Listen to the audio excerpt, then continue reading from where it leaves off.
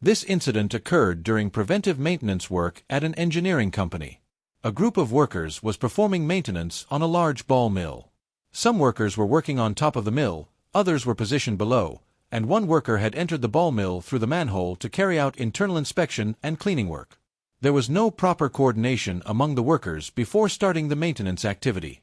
Each person began working in their own area without a clear plan or communication. The equipment was not properly shut down using the standard procedure, and no lockout tagout system was applied.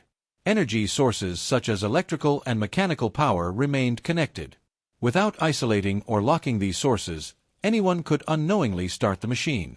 As a result, the ball mill was accidentally energized while workers were still performing their tasks inside and around it, creating a highly dangerous situation.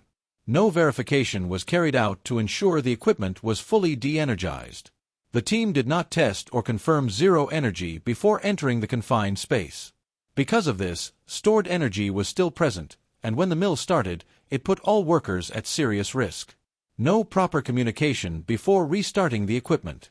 The lack of procedure, coordination, and LOTO directly led to this near miss, which could have resulted in a major accident.